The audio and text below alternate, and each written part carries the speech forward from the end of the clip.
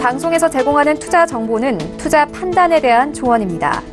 방송에서 제공하는 주식의 가치, 가격 상승 및 가격 하락에 대해서는 방송사에서 보장하지 않습니다.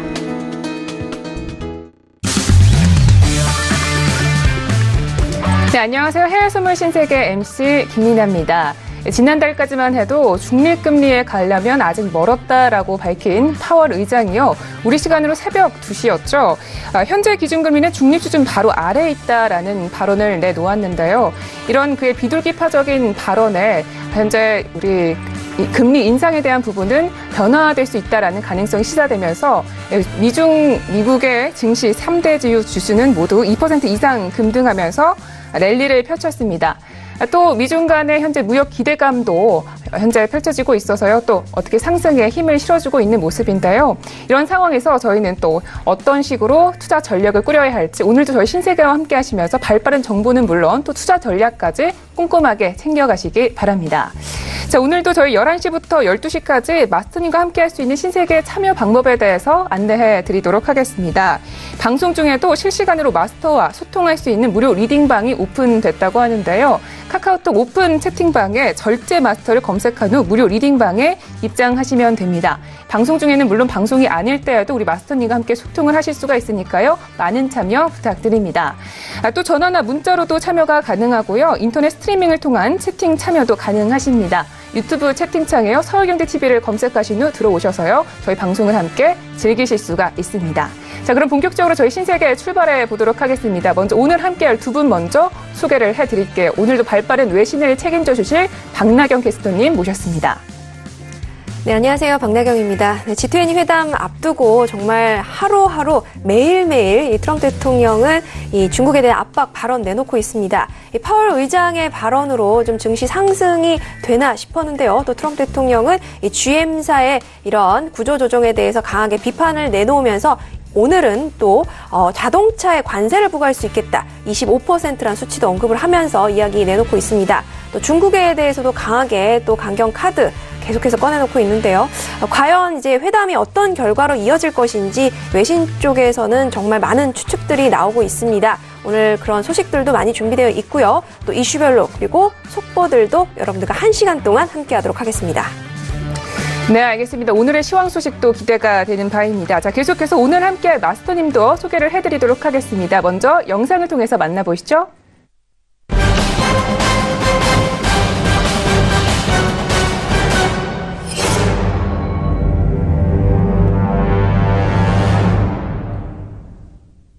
네, 오늘도 함께 하실 분은 절제 마스터님이십니다. 네, 마스터님 안녕하세요. 네, 안녕하십니까. 네, 반갑습니다. 네, 안녕하십니까. 절제 마스터 김민준입니다. 어제 아무래도 제롬 파월 의장의 중립금리 의견에 따라서 달러 인덱스가 급락하는 장세가 새벽쯤에 있었는데요. 그 달러 인덱스가 과연 하방 압력이 어디까지 이어질지, 또한 크루드 오일은 50불을 과연 지지할 수 있을지, 또 유로 통화 파운드까지 골드는 또 어디가 상하방으로 열려있는지 좀 알아보는 시간을 갖도록 하겠습니다. 네, 알겠습니다. 어제 이어서 오늘도 뵀는데 상당히 친근한 것 같은데요. 오늘도 꼼꼼한 전략을 짜주실 겁니다.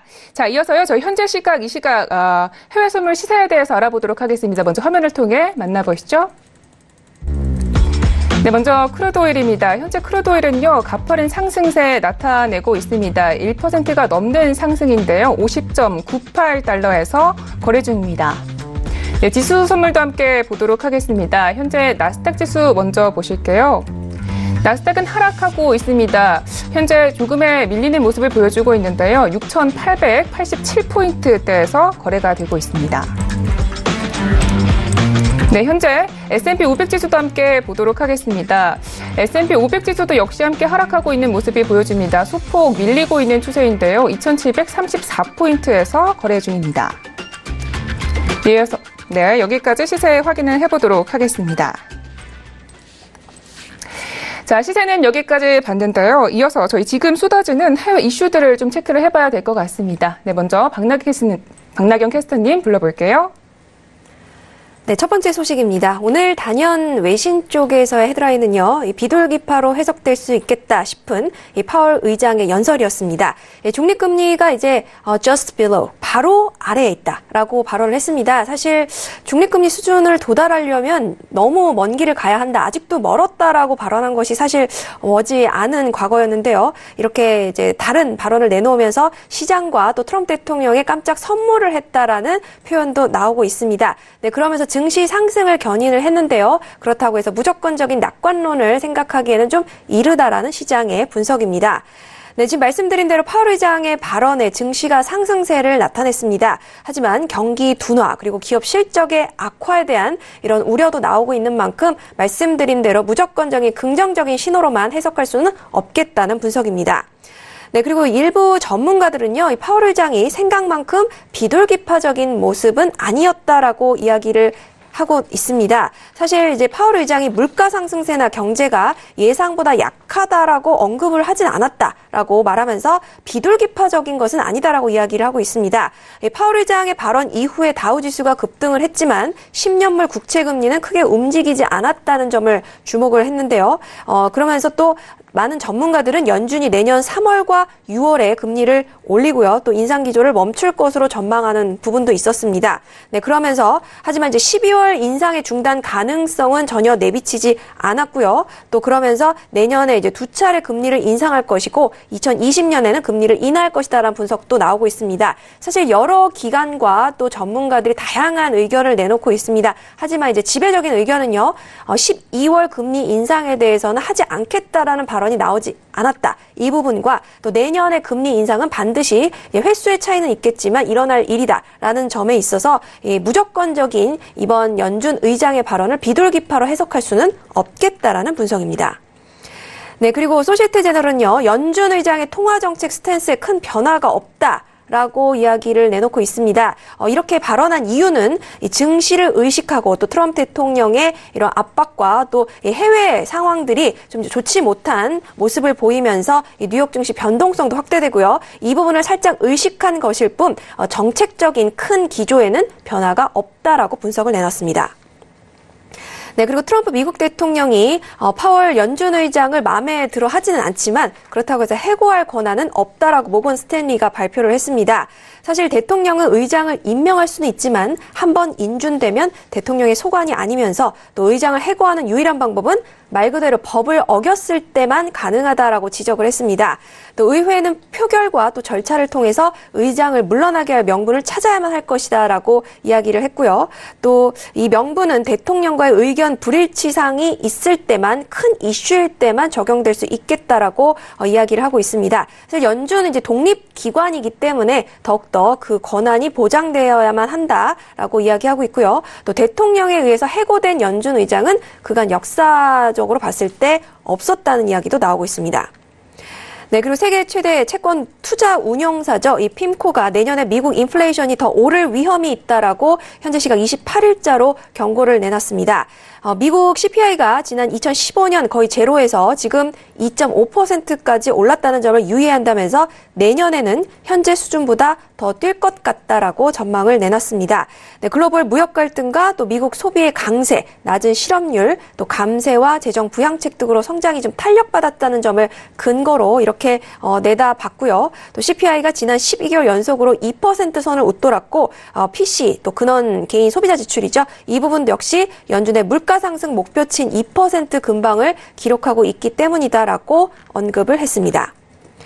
네, 그리고 미국의 경기 확장세가 오래 못 간다는 신호가 나오고 있다는 분석도 함께 들려오고 있습니다. 이 주택 대출 그리고 실업률 이 부분에 대한 저조 이 부분 때문이다라고 분석을 하고 있고요. 이 경기가 계속해서 상승 랠리를 이어갈 것이냐 아니면 이것이 모두 거품이고 앞으로는 좀 리세션에 접어들 것이냐라는 데 분석은 분분하게 나오고 있는 상황입니다. 네, 그리고 트럼프 대통령이 G20 회의에서 중국과 무역전쟁과 관련한 이런 휴전 방안을 찾을 것 같다라고 뉴욕타임즈가 보도를 냈습니다. 사실 이제 트럼프 대통령이 무역과 관련해서 강경한 발언들을 내놓고 있지만 이번 G20에서 중국과 협상을 위해서 타결할 가능성이 더욱더 크다라고 정부 소식통을 인용해서 전했습니다. 겉으로는 이제 거친 발언을 내놓고 추가 관세까지 이야기하면서 위협을 하고 있지만 이렇게 무역전쟁이 장기화되면서 금융시장과 경제에 미칠 충격을 누구보다도 우려하고 있는 것이 트럼프 대통령이다라고 이야기를 하고 있습니다. 네, 그리고 중국 상무부는요, 이렇게 G20 회담을 앞두고 트럼프와 긍정적인 결과를 기대한다라고 발언했습니다. 사실 오래전부터 이 발언은 계속 이어져 오고 있는데요. 사실 트럼프 대통령만 혼자서 계속 압박 발언을 높이고 있습니다. 이에 대해서 중국도 맞서는 발언을 내놓고 있지만 상대적으로 트럼프에 비해서는 크게 반응하고 있지 않은 모습인데요. 긍정적인 결과를 기대한다라면서 그동안의 중국 증시와 중국 경제에 타격을 받았다는 점, 이 점을 크게 고려한 것으로 보인다라고 외신 쪽은 분석하고 있습니다.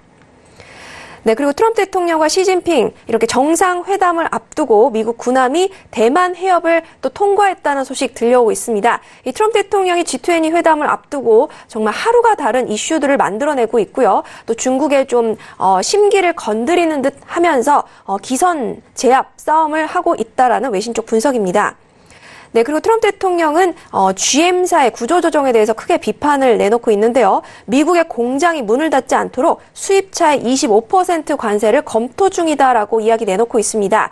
사실 이제 미국이 중국산 수입차에 대해서 부과하는 세율은 27.5%인데 반대로 중국은 미국에게 40%나 부과하고 있다. 공평하지 않다라고 비판을 하면서 이에 대해서 중국은 미국에 대해서도 다른 수입차처럼 15% 정도 수수를 맞춰야만 한다라고 강도 높게 비판하고 있습니다. 이에 대한 보복 관세다라고 말하면서 수입차 25% 관세 이야기하고 있고요. 멕시코와 또 캐나다는 제외되고 있습니다. 네, 그리고 EIA 원유 재고가 358만 배럴 증가한 것으로 나타났고요. 예상치 상회했다는 소식입니다. 네, 그리고 뱅크 오브 아메리카 메릴린치 또 MUFG죠. 예, 지금 12월에 오펙 회의에서 130에서 150만 배럴의 감산이 전망된다라고 전망치 내놓고 있습니다. 사실 이제 외신 쪽에서는요, 다양한 기관들이 100에서 140 혹은 100에서 150 정도 이제 추측치를 내놓고 있는 상황이고요. 12월 6일 오펙 이제 175차 회의 이후에 많은 변동성이 예상된다라는 분석입니다. 네, 그리고 사드 44대를 사들이면서 미국에 지금 환심을 사고 있다는 사우디의 소식입니다. 가스규지 사건으로 인해서 여러 가지 좀 이슈를 만들어내는데요. 이 트럼프 대통령은 사우디에 대해서 지나치게 관대하다라는 국제사회의 비판을 받고 있고요. 또 G20 회담에 도착한 사우디 왕세자에 대해서도 과연 정상들이 이 사우디 왕세자에 대해서 어떤 스탠스를 취할 것이냐에 대해서도 큰 관심이 모아지고 있습니다. 사우디는 이에 대한 면죄부다라고 이야기를 하고 있는데 앞으로 미국과 사우디는 큰 관계 변화가 없을 것으로 예상되는데요. 한편으로 오일 가격 이슈는 계속해서 핵심 쟁점이다라는 분석입니다. 네, 그리고 무질서한 브렉시트가 이어질 경우 성장률은 7.75% 떨어지고 파운드 역시 25% 하락할 것이다라고 영란은행이 이 전망치를 내놓고 있습니다. 사실 브렉시트 이슈는 너무나 좀 오랜 기간 지지부진한 좀 행보를 보이고 있습니다. 깔끔한 결과가 아직 나오지 않은 만큼 계속해서 이 추측과 예상이 지금 난무하고 있는 상황인데요. 추이를 지켜봐야 할 것 같고 또 이에 대해 가장 민감한 영란은행 또 파운드화에 대해서 이러한 전망치를 내놨다는 소식 마지막으로 전달드리도록 하겠습니다. 네, 알겠습니다. 이 파월 연설이 생각보다 비둘기파적인 연설이 아닐 수도 있다, 이런 의견이 있습니다. 시장은 좀 완화적인 스탠스로 해석을 하면서 상승을 했는데요. 또다시 밀릴 수 있다는 가능성도 열어놔야 할지 투자자분들이 고민이 많으실 것 같습니다. 자, 그리고 G20 정상회담을 위해서요, 현재 각국의 정상들이 아르헨티나에 도착했다라는 소식들이 들려오고 있습니다. 현재 실시간으로 영상을 보고 계신데요. 터키 정상이 현재 이야기를 나누는 모습을 보여주고 있습니다. 아무래도 증시에 좀 큰 영향을 줄 만한 소식이기 때문에요. 저희 함께 이 소식 계속적으로 이어질 거고요. 또 저희가 소식 나오는 대로 전해드리도록 하겠습니다. 네.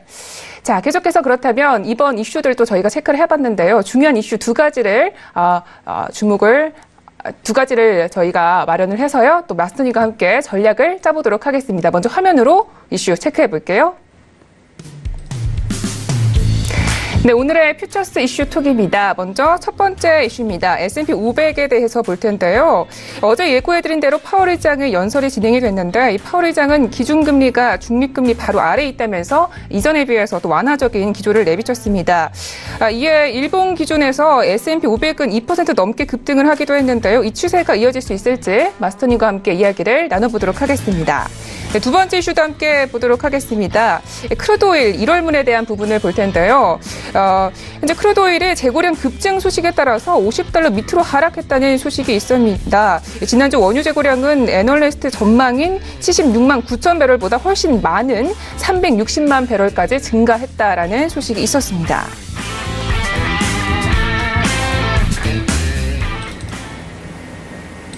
네, 먼저 첫 번째 이슈부터 저희 마스터님과 함께 이야기를 나눠보도록 할 텐데요. 먼저 현재 시세부터 보도록 하겠습니다. S&P 500 지수부터 보도록 할게요. S&P 500 지수 현재 계속적으로 하락하고 있는 모습이네요. 0.17%대 하락하고 있는데요. 2,735포인트 지나가고 있습니다. 아무래도 급등에 대한 부담 때문인지 우리 마스터님과 함께 해석을 해보도록 하겠습니다. 네, 먼저 저희 퓨처스톡 S&P 500에 대해서 볼 텐데요. 업앤다운 시간부터 가져보도록 하겠습니다. 하나, 둘, 셋. 다운. 네. 이제 다시 내릴 것이다라고 보시는데. 네, 그렇지는 않습니다. 네, 일단 오늘 항상 업앤다운은 당일 기준으로 좀 설명을 드리는 부분이고요. 네, 아무래도 주간 시황이나 롱 포지션에 대한 전략은 아무래도 방송을 통해서 좀 접근하기는 어려운 측면이 있고, 오늘 기준으로는 아무래도 3일 거래 연속으로 양봉으로 좀 올라왔기 때문에 음상봉이 좀 출현할 시기가 되지 않았나 이렇게 판단하고 있고요. 중립금리가 과연 증시에 도움이 될 것인가에 대해서는 좀 다른 견해를 갖고 있습니다. 중립금리가 있기 때문에 오히려 지금 불안감이 더 많이 증폭되었고, 또한 호재나 악재가 아닌 결국은 불분명한 지금 어떤 재료가 지금 출현했기 때문에 결국은 국내 증시 상황이나 미증시 상황에도 좋지 않을 것이다 이렇게 판단하고 있고요. 아무래도 상품에 대한 진폭이 오늘도 좀 셀 것으로 이렇게 판단하고 있는데, 아무래도 하방 낙폭이 조금 진행된 다음에 보합권에서 좀 끝나지 않을까 이렇게 지금 예상을 좀 펼치고 있습니다. 알겠습니다. 그러니까 최근에 상당히 급등했던 부분이 있기 때문에 또 조정이 필요하다 이런 의견이신 것 같은데요. 이 G20에 대한 부분도 사실상 저희가 영향을 미칠 것 같습니다. 이후에 좀 추가적으로 보합권이 계속 유지될 수 있다. G20 정상회담이 끝날 때까지는 보합권이 유지될 것이다. 이렇게 보시는 건가요? 네, 아무래도 이제 G20이 이제 아마 오늘부터 이제 진행이 되는데요. 12월 1일까지 주말을 통해서 이제 진행이 되고 월요일 날 결과물이 나오게 될 텐데, 아무래도 세계의 초미의 관심사입니다. 어떤 결과물이 나오더라도 이제 재료는 소멸될 겁니다. 악재든 호재든 결국은 증시에는 좀 더 도움이 될 것으로 판단하고 있는데, 어제 제롬 파월 의장이 중립금리 의견을 표현한 것이 과연 증시에 도움이 될 것이냐 이렇게는 판단하지 않습니다. 아무래도 좀 하방 낙폭으로 눌림이 좀 나온 다음에 다시 상승세를 이어갈 것으로 판단하고 있고요. S&P 기준으로는 2,800선을 좀 강하게 돌파해야지 추세적으로 다시 상승뷰를 좀 볼 수 있지 않나 이렇게 판단하고 있습니다. 알겠습니다. 네, 그러니까 2,800선을 좀 돌파를 해야지 추세적으로 상승할 수 있다는 부분을 짚어주셨는데요. 자, 그렇다면 나스닥은 어떻게 보실까요? 네, 아무래도 기술주에 대해서는 최근에 지금 아무래도 하방 낙폭이 컸었기 때문에요. 시가총액 1위는 애플이 결국은 XXR, XMAX까지 생산량 감소와 더불어서 좀 저점 매수 세력이 지금 많이 들어온 측면인데요. 그래서 좀 기술주에 대한 흐름이 좋아지면서 올랐던 측면이 있는데, 결국 나스닥도 추세의 변환으로 판단하기 위해서는 7,300포인트가 좀 넘어가야지 추세의 변환으로 알 수 있고, 이에 대한 결과물이 결국은 이번 주말을 통한 G20을 통해서 무역 분쟁에 대한 우려와 더불어서 여러 가지 해결책이 좀 제시되지 않을까 이렇게 판단하고 있습니다. 네, 알겠습니다. 나스닥도 마찬가지로 S&P와 비슷한 흐름을 이어갈 것이라고 짚어주셨는데요. 7,000을 또 돌파를 해야지만 7,300선을 또 돌파를 해야지만 추가적으로 상승이 가능하다라는 부분을 짚어주셨습니다. 자, 그렇다면 저희가 저항 라인에 대해서 보신 거잖아요. 지지 라인은 어디까지 보실까요? 네, 오늘은 아무래도 지지 라인이 6,750 라인을 맥점으로 제시하겠습니다. 나스닥 기준이고요. 네. 지금 고점에 과연 7,000포인트는 오늘 넘어갈 수 있을 것이냐 없을 것이냐가 지금 관건인데요. 아무래도 저점 매수와 완전한 고가 매도 전략이 좀 낫지 않나. 중간에서 뭐 전일 종가 라인이라든지 시가 라인을 좀 맥점 삼아서 상승이다 하방이다 이렇게 좀 베팅을 하는 것보다는 확실하게 좀 기다리는 매매 전략이 더 유효할 것으로 판단하고 있습니다. 7,000선에서 매도를 한번 해보고 손절을 걸고 접근하시거나 아니면 하방 낙폭까지 완전히 기다린 다음에 접근하시는 것이 조금은 금주 이번 주의 시황에 관해서 또 매매 접근법에 대해서 좀 올바르지 않나 이렇게 지금 판단하고 있습니다.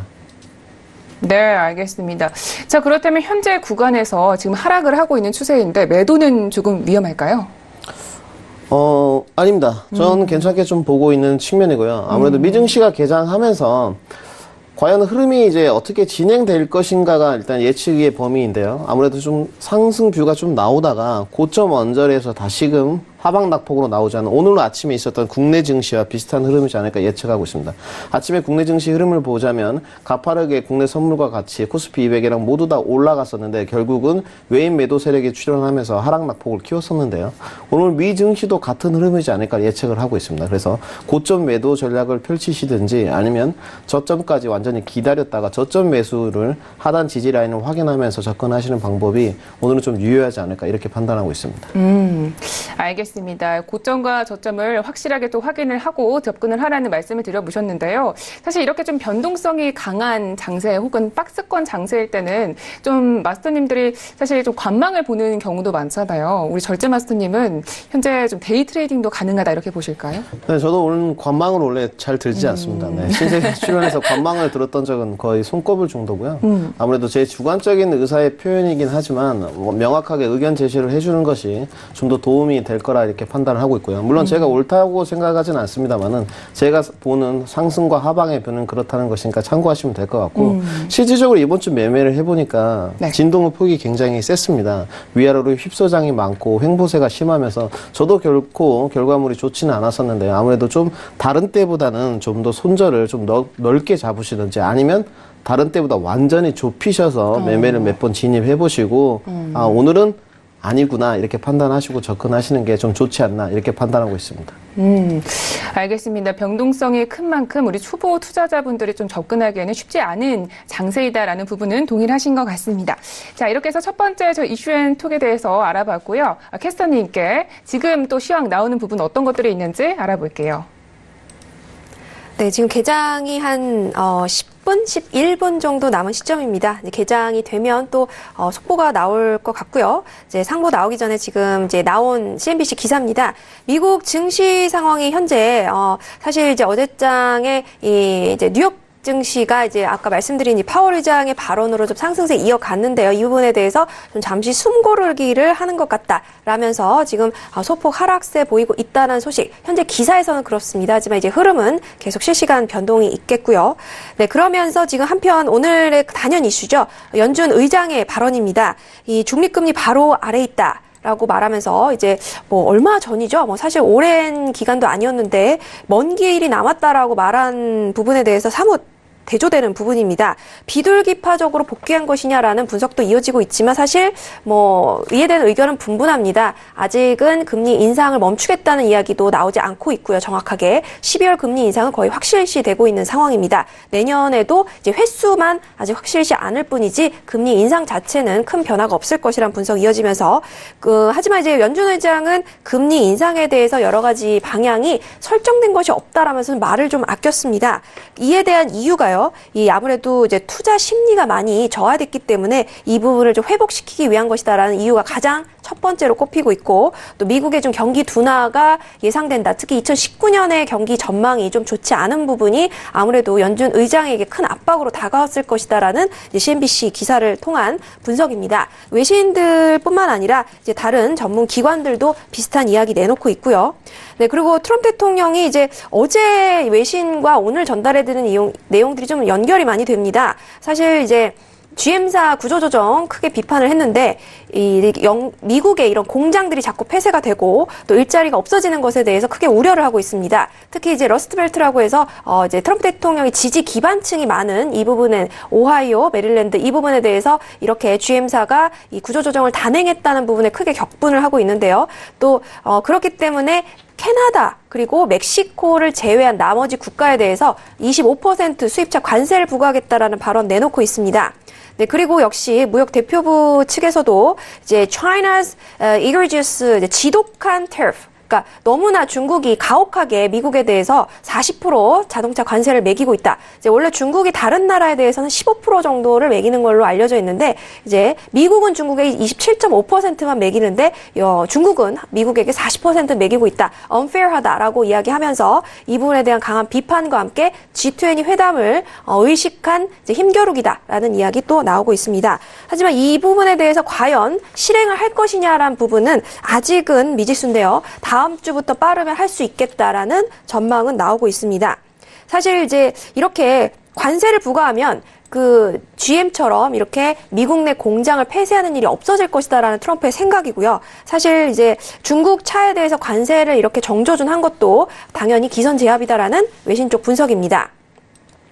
트럼프 대통령의 트위터에 보면 지금 말씀드린 내용이 다 그대로 실려 있습니다. 한편 이제 바로 2시간 전 트럼프 대통령의 트위터를 보면은요, 지금 이제 이렇게 관세를 내기 싫으면 기업들은 만약에 이 관세가 크게 부담이 된다면 미국에서 사업을 하면 된다라고 이야기를 하면서 그러면서 이제 미국이라는 나라를 더욱더 이전보다 부유하게 만들 것이다라고 이에 대한 의지를 또 강하게 표명을 하고 있습니다. 그동안에 이제 중국에 대해서 불공평한 관세를 대우받아 왔고 또 미국은 항상 희생만 해왔다라는 부분을 다시 한번 또 언급을 했고요. 그렇기 때문에 이 트럼프 대통령이 이 G20 회담에 대해서 미국 우선주의를 꺾지 않을 것 같다라는 외신 쪽 의견도 지배적으로 나오고 있습니다. 네, 그렇기 때문에 회담 결과가 과연 좋을 것인지에 대한 의견도 분분한데요. 사실 이제 싱가포르 은행이죠. 뱅크 오브 싱가포르에서는 G20 회담에서 미중 협상이 불발될 가능성이 50%, 그리고 휴전될 가능성이 45%, 타결될 가능성은 5%다라고 이야기하고 있습니다. 물론 이제 확실한 것은 아니고 이제 기관 쪽의 전망이고요. 또 이렇게 이 외신 쪽에서도 순조롭게 타결이 짠 하고 나타나진 않을 것 같다라는 이런 표현도 쓰고 있고, 또 한편 이제 마이크로소프트사가 8년 만에 시총 1위였던 애플을 추월했다는 소식도 들려오고 있습니다. 사실 이제 기술주들이 미국을 떠받치는 대형 주주들이죠. 그렇기 때문에 앞으로 이렇게 대외적인 연준 의장의 발언과 또 G20뿐만 아니라 이 미국 내의 기술주들의 움직임이 앞으로 미국 증시에 큰 영향을 끼칠 것은 물론이고요. 또 애플사의 이런 영향이 앞으로 어떻게 이어질 것인가 더욱더 주목되고 있다는 소식까지 말씀드리도록 하겠습니다. 네, 여전히 파월 의장에 대한 의견을 좀 다르게 해석하는 부분이 많은 것 같습니다. 투자 심리를 회복시키기 위한 의도가 있었을 수 있다라는 부분까지 짚어주셨습니다. 저희가 개정 전에요, 오일에 대한 부분도 함께 짚어봤으면 좋겠는데요. 이슈앤토크 두 번째 이슈 가보도록 하겠습니다. 현재 크루드 오일을요, 이제 하락을 하다가 다시 반등을 이어가는 모습을 보여주고 있습니다. 보시면은 1% 넘게 상승하면서 51.13달러에서 거래 중이거든요. 우리 마스터님의 의견이 궁금합니다. 업앤다운 시간을 한번 가져보도록 하겠습니다. 오일에 대한 부분에 볼게요. 하나, 둘, 셋. 네, 업을 들어주셨습니다. 계속적으로 상승할 수 있다. 네, 아닙니다. 오늘 원래 사실 기사는 관망을 써드렸었습니다. 네, 그때 기사를 보통 오전에 한 9시 반 정도부터 기사를 작성하기 시작하는데요. 기사를 쓸 때만 해도 굉장히 하락세가 강했었고, 매도 비율이었던 것만은 틀림없습니다. 하지만 어제도 말씀드렸지만, 전일과 좀 같을 것이다. 지금 크루드 오일의 좀 흐름을 지켜보면요. 결국은 오전에 좀 하방 낙폭으로 저점까지 뺐다가 다시 한번 고점까지 올라가는 모양새가 3거래일 연속으로 진행됐습니다. 지금 현재까지도 흐름이 마찬가지인데요. 오늘도 결국은 50불이 무너진 장세에서 하방 저점을 찍고 나서 다시 한 번쯤 지금 올라오는 51불 중반대까지 올라오는 흐름으로 진행되고 있는데, 저는 지금 현재의 흐름에서는 아무래도 강한 상승세가 오늘 좀 출현하지 않을까, 이렇게 좀 예측을 하고 있습니다. 네, 물론 다른 전문가들이 다 모두가 그렇게 예측을 하진 않을 것 같은데요. 지금 오히려 지금 크루드 오일은 지금 현재가에서 조금 매수 접근을 한번 해보는 것이 좋지 않을까라는 이런 생각을 좀 갖고 있습니다. 네, 알겠습니다. 현재는 좀 매수 구간이 맞다라는 말씀을 주셨는데요. 자, 그렇다면 정확하게 지지 라인과 저항 라인에 대해서 좀 들어볼게요. 네, 저는 솔직히 말씀드려서 오늘 크루드 오일의 그 진폭이 좀 심하기 때문에 네. 50.85 정도에서 한번 50.85. 매수 접근을 한번 해보고 싶습니다. 네. 오늘 지금 시가 라인 언저리에서 지금 좀 횡보세를 거치고 있는데요. 결국은 이 시가 싸움에서 이기는 모습이 좀 나오지 않을까 이렇게 판단을 하고 있고 오늘 여기 와서 방송국에 와서 좀 생각이 달라졌습니다만은 결국은 좀 51.80에 안착하게 된다면 강한 상승세 52불을 넘어서 53불까지 가는 좀 비정상적인 흐름이 나오지 않을까 이렇게 주관적으로 좀 판단하고 있습니다. 네, 알겠습니다. 50.85 부근에서 매수가 가능하다 이런 부분을 짚어주셨는데요. 사실 지금 전반적으로 보면은 이 49.41달러까지 하락을 했잖아요. 어떻게 보면은 좀 이 지지 라인을 뚫었다라고 말을 볼 수도 있겠는데 하락 추세는 좀 나오지 않을 거다 이렇게 보시는 건지요? 그렇지는 않습니다. 네, 뭐 솔직히 말씀드려서 정확하게 표현을 드리는 게 맞을 것 같은데요. 과연 오일의 저점이 어디인가에 대해서 그거는 신의 영역인 것 같습니다. 저도 지금 알 수 있는 길이 솔직히 없고요. 하지만 3거래 연속 흐름에 관해서는 확실하게 기술적으로 좀 증명이 된 바인데요. 결국은 저점을 좀 낮춰가긴 했지만 이 저점에 대한 하방 낙폭을 계속적으로 키워갔느냐 그 부분은 아닙니다. 확실히 저점을 찍을 때마다 거의 200틱이 넘는 오일의 강한 상승세가 계속적으로 이어졌었는데요. 네. 금일 또한 그렇지 않을까. 하지만 이 하방 낙폭에서 과연 상승으로 이어지는 이 흐름이 오늘도 어제처럼 좀 멈출 것인가에 대해서는 부정적인 의견이고요. 오늘은 좀 더 상승세가 더 가파르지 않을까. 그에 대한 반증의 근거를 좀 된다면 어제 실질적으로 원유 재고 발표량이 굉장히 많은 증가세를 보였습니다. 네. 하지만 결국은 크루드 오일은 어제 장으로 보자면 원유 재고가 발표가 있고 나서 내리지 않았습니다.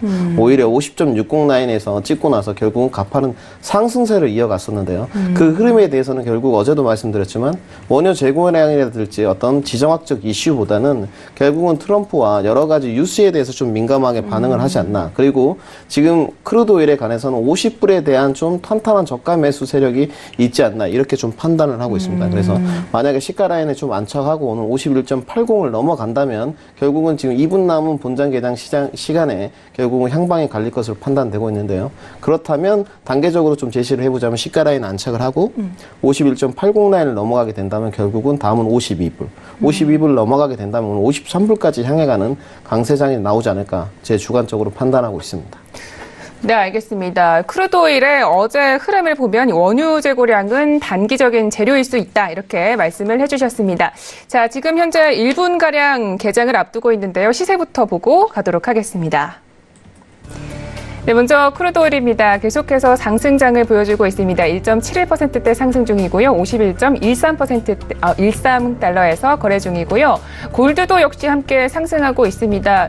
달러가 하락하기 때문일까요? 1231달러에서 거래 중인 부분까지 확인을 해봤습니다.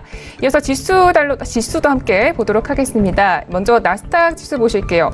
아까 이어서 계속적으로 하락하고 있는데요. 0.34%대 떨어지면서 6,892포인트 지나가고 있고요. S&P 500 지수도 역시 하락 중입니다. 0.18%대 하락하면서 2,736포인트에서 지나가고 있습니다. 네, 마지막으로 유로 FX도 함께 보도록 하겠습니다. 역시 골드와 함께 상승세 이어지고 있는데요. 달러의 눌림에 의해서 반대로 흘러가고 있는 것 같습니다. 현재는 0.01%대 강보합권에 머물고 있습니다.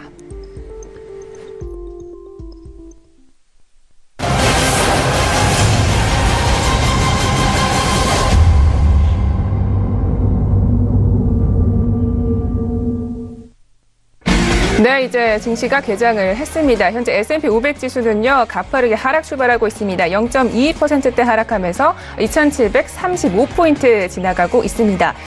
나스닥 지수도 함께 하락하고 있습니다. 현재 0.38%대 하락하고 있고요. 6,890선까지 내려왔습니다. 급등에 대한 이 조정의 부분을 보여주고 있는 것 같습니다. 이어서 크루드 오일도 함께 보도록 할게요. 크루드 오일은 계속해서 상승하고 있는데요. 1.95% 우리 마스터님이 짚어주신 대로 상승하고 있습니다. 2% 현재 상승하려는 모습을 보여주고 있습니다. 51.30달러에서 거래 중입니다. 네, 증시 모두 현재 하락하고 있다고 하는데요. 지수가 계속적으로 더 눌릴 수 있을지 이 부분에 대해서 의견 들어볼게요. 네, 지수는 오늘 흐름에 관해서는 확실히 좀 눌림 조정 장세가 나올 것으로 판단하고 있고요. 이제 여기서 과연 눌림 장세에서는 아까 고점 매도 전략과 저점 매수 전략을 좀 드렸었는데 과연 고점이 어디냐가 지금 판가름하는 것이 관건일 것 같습니다. S&P 금일 기준으로는 일단 2750선이 1차적으로 고점 부근이다 이렇게 말씀을 드리고 싶고요. 두 번째는 2800선에서 또 고점 매도 전략을 한번 펼쳐볼 수 있을 것 같습니다. 그리고 나스닥에 관해서는 6750에서 매수 관점을 일단 드리고 그 다음에 6980에서 1차적으로 매도 접근 이렇게 고점과 저점을 일단 단기적으로 좀 제시를 해드리겠습니다. 그리고 크루드 오일에 관해서는 아까도 말씀드렸지만 50.85 라인은 좀 지지가 되어야지 접근을 할 수 있을 것 같고 50.85에 만약에 매수를 접근하신다면 결국은 50.50 라인 정도의 시가 라인 언저리 부분에서 손절을 설정할 수 있기 때문에 한 35틱 정도가 될 것 같은데요. 그렇기 때문에 아무래도 50.85 라인 지지를 좀 여부를 확인하시고 그 라인이 무너진다면 과감하게 손절을 치시고 다시 한번 저점 바닥을 확인한 다음에 시가 라인 위로 안착했을 때 매수 접근을 하시는 게 현명할 것으로 판단하고 있습니다. 알겠습니다. 나스닥 같은 경우에는 현재 매매 구간을 설정을 해주셨습니다. 6,750에서 매수 부분을 보시라고 하셨고요. 6,780에서는 매도 전략을 꾸려보시는 게 좋겠다라고 주셨습니다. 6,980. 6,980. 네. 알겠습니다. 자, 현재 저희 질문이 와 있어서요. 질문에 대한 답변을 한번 들어보도록 하겠습니다. 문자로 주셨는데요. 뒷번호 3392번님께서 제가 크루드오일을요. 52.40에 매수 2계약 중입니다. 오늘 안에 다시 올 수 있을지 손절을 해야 할까요? 라는 질문을 주셨네요. 네, 손절하지 마십시오.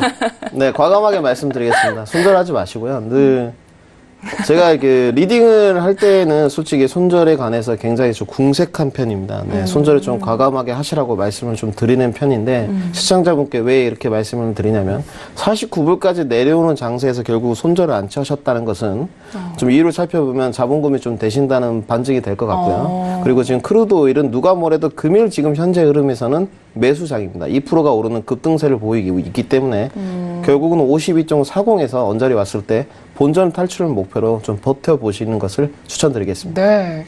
상당히 시원시원한 전략에 대해서 들어봤습니다. 조금 본전까지 올라올 수 있으니까요. 조금 더 버텨보시는 전략으로 가져가셨으면 좋겠습니다. 질문이 하나 더 와 있어서 저희가 또 풀어보도록 하겠습니다. 뒷번호 8910님께서요. 질문을 주셨는데요. 마스터님, 뉴욕 증시 출발 항상 딱딱 맞추시네요. 비결이 있을까요? 이런 질문을 주셨는데요. 비결이 있을까요? 아닙니다. 비결 없습니다. 네. 비결은 없고요. 오랜 경험치와 결국은 공부를 한다는 것인데요. 이런 방향성과 더불어서 조금 이제 늘 고민이 되는 게 네. 이렇게 샘플러스 회원과 서울경제 그 회원분들하고 이렇게 리딩을 좀 해보면 결국은 방향성이 맞더라도 결국은 그 구간에서 손절 없이 수익으로 진행되는 부분이 굉장히 어려운 부분이 있습니다. 전문가를 하더라도 결국은 어떠한 회원과 자본금의 기준에 맞춰서 손절폭을 제시하냐의 문제인데요. 손절이 좀 저는 짧은 편입니다. 실질적으로 길어야 30틱 정도인데요. 그렇기 때문에 결국은 이런 좀 휩소 장세에서는 손절폭을 좀 길게 잡으시고 방향성 제시를 한다면 방향성과 같이 본인의 생각과 같다면 시청자분과 같이 한번 접근 방법을 해보시면 좋은 결과가 있지 않을까 이렇게 판단하고 있고요. 특별한 비결 같은 것은 없습니다. 네. 아쉽게도 특별한 비결은 없다고 하시는데 우리 마스터님과 함께 하시면서 그 전략을 계속해서 꾸려가시면은 우리 질문자님께서 자기만의 비결이 좀 생기지 않을까 이런 생각이 듭니다. 자, 계속해서 저희는 오일에 대한 이슈를 또 들어보도록 하겠습니다. 저희 캐스터님이 준비하고 계시다고 하네요. 오일 가격부터 말씀을 좀 드리도록 하겠습니다. 네, 지금 오일 가격은요, 지금 제목에서 보시다시피 로이터 기사인데요. 지금 oil stages U-turn, 이제 지금 반등했다는 소식입니다. 사실 오일 가격도 역시나 실시간 변동이 많은 종목인데요. 지금 러시아가 이제 감산에 대해서 오펙에게 협조를 하겠다라는 이런 발언 속에서 오늘 지금 오일 가격 좀 반등세 이어가고 있다라는 소식이 좀 일단은 헤드라인으로 들어와 있습니다. 물론 이제 가격적인 추세가 변동이 된다면 또 상보가 나올 것으로 예상이 되고 있는데요. 사실 이제 오일 가격이요, 1월 한 달 동안 22% 정도 하락을 했습니다. 이 강한 추세로 봤을 때는 이제 오늘은 약간의 상승세를 말씀드렸지만 한 달 새에 이러한 하락폭이 2008년 금융위기 이후 최대 하락폭이다라고 분석 나오고 있습니다. 네, 그러면서 미국과 이 사우디의 이런 증산을 했었던 이런 기록 때문에 아무래도 이 하락분을 좀 제한을 했다, 상승분을 반납했다 이런 부분도 함께 좀 언급이 되어 있고요. 그리고 러시아의 에너지 장관이 이제 역시나 오펙 회담을 가질 예정인데 이 부분에 대해서 사실 이제 이제 러시아도 역시 오펙의 이런 감산 부분에 대해서 이제 동의한다라고 이제 공식적으로 언급을 했습니다. 이제 주요한 핵심은 무엇이냐면 얼마나 빠르게 그리고 얼마나 많은 양을 과연 감산할 것인지 이 부분이 핵심이다라고 분석을 하고 있고요. 사실 이제 러시아 대통령인 푸틴도 이제 필요하다면 오펙의 감산 결정에 적극적으로 협조하겠다라고 발언을 내놓고 있습니다. 네, 그러면서 배럴당 $60 가격에 만족한다라고 이제 이야기를 했는데요. 미국의 원유 재고 역시 지금 크게 이슈가 되고 있습니다. 계속해서 증가하고 있는데요. 셰일 오일 증산이 이제 이루어지고 있기 때문인데 EIA 발표에 따르면 2017년에 최고 기록이었던 5억 3,500만 배럴에 거의 지금 8,000 배럴 정도 아래에 있다. 즉 거의 근접해가고 있다라고 지금 최고치 근접 지금 이야기를 언급을 하고 있기 때문에 너무나 많은 과잉 공급이 이루어질 수도 있겠다라는 이런 이 우려 섞인 전망에 좀 힘을 실어주고 있습니다. 네, 그러면서 지금 사실 이제 $50까지 지금 이제 하락을 이어왔던 이야기를 또 언급을 하면서 이제 과잉 공급과 수요 둔화 이 부분이 우려된다라는 부분 다시 한번 언급을 드리도록 하고요. 앞으로 이제 G20 회담 이후에 많은 지정학적 이슈로 인한 변동성이 있을 것으로 예상이 된다라고 이야기를 하고 있습니다. 이제 공급도 크게 늘어날 것이고 또 수요는 이에 대해서 얼만큼 받쳐줄 것인지는 의문스럽다라고 CMC 마켓에서도 이야기를 하고 있습니다. 기관 쪽의 의견들은 물론 다양하지만 지배적인 것은 과잉 공급, 수요 저하 이 부분을 우려하고 있고요. 당연히 경제 전망이 이제 둔화될 것이다라는 우려 때문으로 보고 있습니다. 그러면서 이제 사우디에서 시작된 이 오펙의 감산 그리고 러시아 이에 대한 동참 이 부분이 가격을 움직였다라는 소식까지 전달드리도록 하겠습니다. 네, 알겠습니다. 외신 시황에 대해서 잘 전해드렸습니다. 오일 같은 경우는 현재 감산에 대한 기대감이 다시 부각되면서요. 다시 반등을 좀 시도하고 있는 구간인 것 같습니다. 또 러시아가 배럴당 $60에 대한 부분을 동의했다라고까지 전해주셨는데요. 우리 오늘 마스터님께서 또 매수 부려주셨잖아요. 네, 때문에 이 감산에 대한 부분 때문에 더 상승할 수 있지 않을까 이런 예상도 되는데요. 이번 오펙 감산 회의 전망을 좀 어떻게 보실까요? 네, 뭐 솔직하게 한마디로 좀 언급하자면 그들만의 리그다. 네, 이렇게 표현하는 게 가장 맞을 것 같고요. 뭐 모든 시청자들이 다 아실 겁니다. 결국은 그들만의 리그라고 표현한 게 뭐 러시아와 사우디 왕자에게는 미안한 표현이지만 결국은 트럼프가 한마디 하면 이 모든 기술적 위치와 뭐 여러 가지 이슈들이 변함이 있기 때문에 트럼프만 지금 잠잠히 있는다면 오늘 아까 뭐 시청자분께서도 질문하셨지만 지금 51.42 라인 정도에 지금 위치하고 있는데 52불까지 넘어가는 장세가 오지 않을까.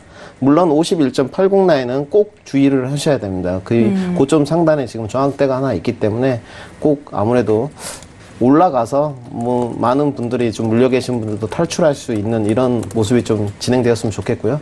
감산에 대한 결과물은 뭐 $60를 푸틴이 원한다고 해서 결코 거기까지 가리라 이런 생각은 갖고 있지는 않습니다.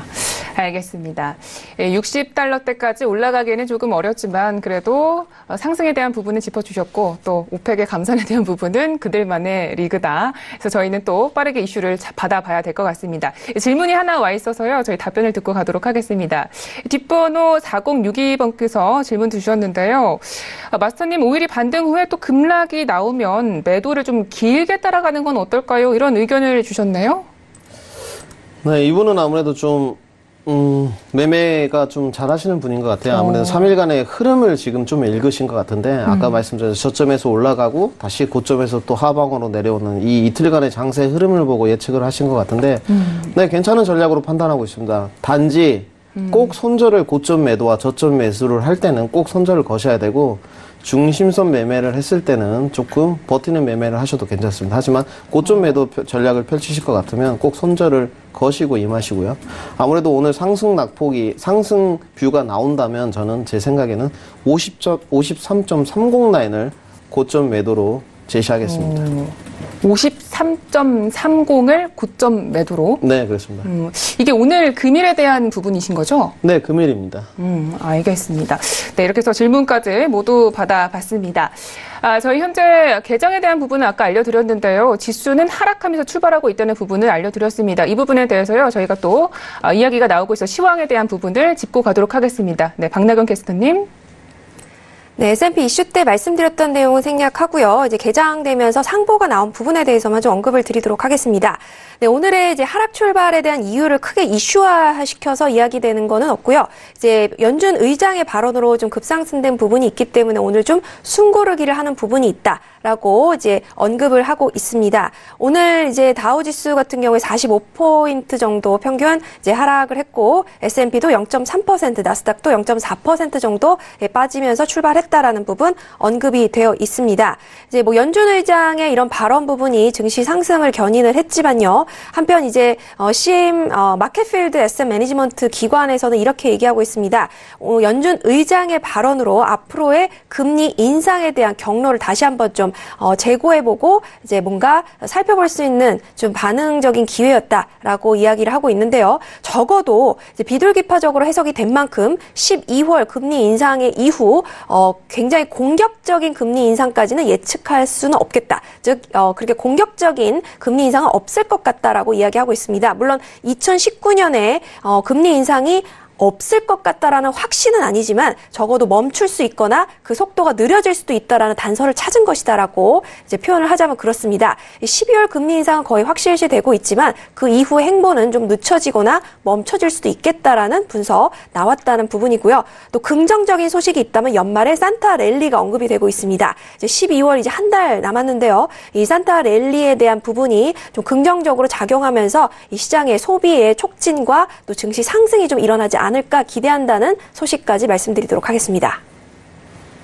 네, 알겠습니다. 현재 뉴욕 증시는요, 급등 후에 또 숨고르기 장세라는 해석들이 많은 것 같고요. 12월 금리는 인상이 확실시가 되고 있으나 내년에 대한 부분이 약간 불확실한 부분을 짚어주셨고, 또 소비 시즌에 따라서 현재 증시가 좀 상승할 수 있다는 부분까지 이야기를 들어봤습니다. 자, 현재 질문들이 굉장히 많이 쏟아지고 있습니다. 그래서 또 질문 또 저희가 풀어보고 가야 될 것 같은데요. 네. 자, 먼저 첫 번째 질문부터 보도록 하겠습니다. 뒷번호 3953번님께서 질문을 주셨습니다. 자, 마스터님, 이번 12월 금리 인상을 만약에 취소를 하게 된다면 골드를 매수할 수 있을까요? 이런 질문 주셨네요. 금리 인상은 뭐 100%는 아니지만 시장에 지금 이미 선반영이 거의 99% 수준으로 반영되고 있습니다. 그래서 금리 인상이 취소된다는 경우는 극히 드문 경우고요. 지금 이제 연준과 12월 19일에 지금 연준 회의가 예정돼 있는데요. 결국은 12월에는 금리 인상은 단행될 것으로 판단하고 있고 내년에 과연 3번을 하느냐, 4번을 하느냐 이것이 관전 포인트고 금리 인상이 당연히 취소된다면 골드 매수 관점 아주 좋습니다. 그리고 현재로도 골드 매수 관점은 지금 나쁘지 않다. 이렇게 좀 판단드리고 싶습니다. 알겠습니다. 현재로서도 골드 매수가 가능하다 이런 부분을 주셨는데 그렇다면 아무래도 달러랑 지금 현재 유로가 좀 연동이 되고 있는 부분도 있잖아요. 지금 현재 달러가 약간의 눌림세를 보이기 때문에 골드가 좀 상승하는 부분도 있을 텐데 유로 같은 경우도 좀 상승을 하게 될까요?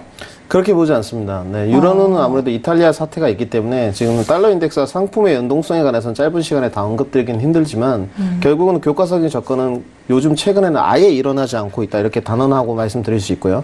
달러 인덱스와 파운드가 또 연동될 때, 또 달러 인덱스와 유로가 연동될 때, 또 골드가 연동될 때 각기 상품마다 각기 다른 흐름으로 지금 진행되고 있는 측면이고 단지 어저께 제롬 파월 의장의 중립금리 의견이 있었기 때문에 골드와 유로가 가파른 상승세가 있었습니다. 그리고 달러 인덱스가 지금 가파른 낙폭이 있었지만 이 갭 메우기 흐름보다는 결국은 더더욱 좀 떨어지지 않을까 이렇게 생각하고 있어서 골드는 조금 더 상방으로 보고 있고요. 유로 같은 경우는 이탈리아 사태가 아직 완전하게 해결되지 않았기 때문에 상승폭은 좀 골드보다는 적을 것이다 이렇게 판단하고 있습니다.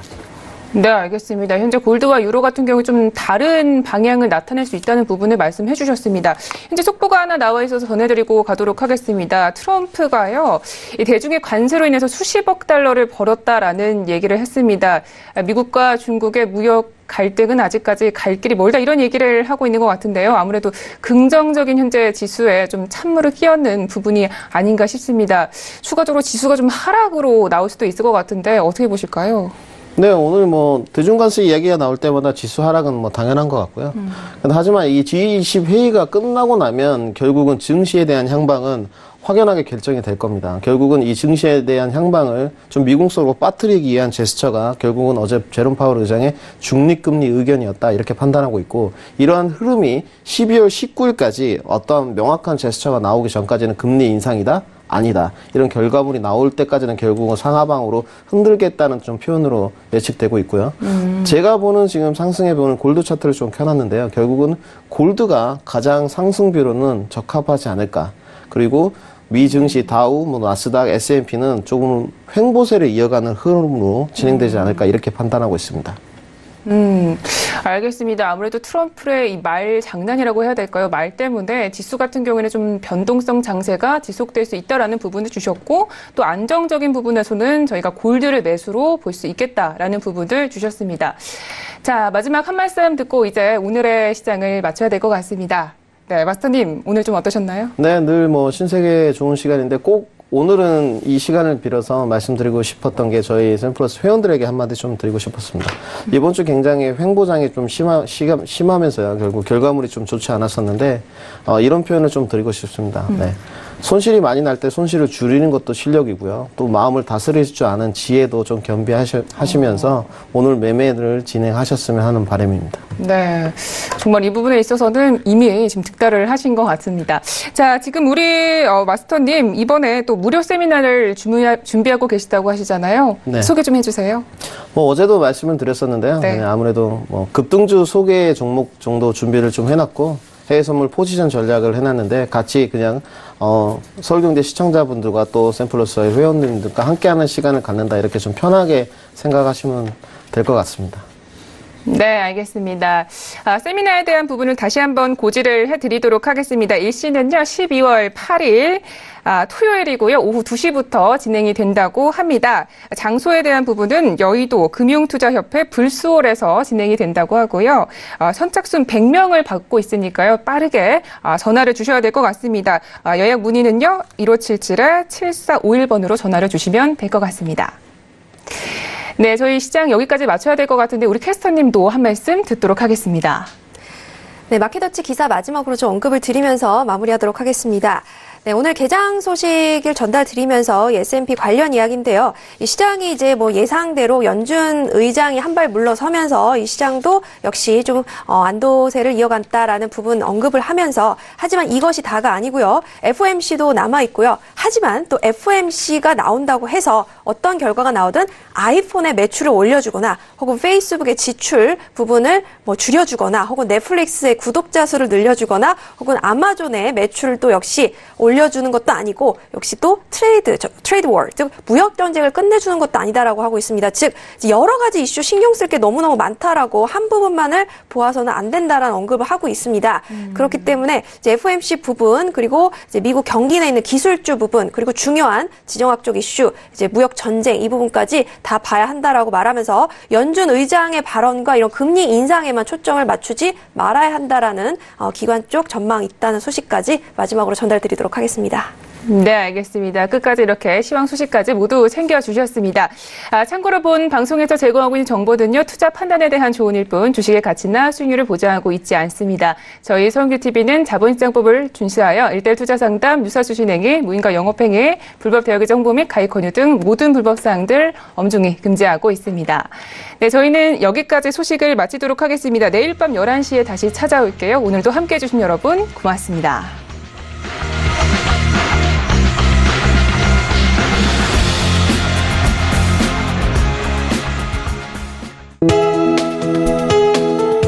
방송에서 제공하는 투자 정보는 투자 판단에 대한 조언입니다.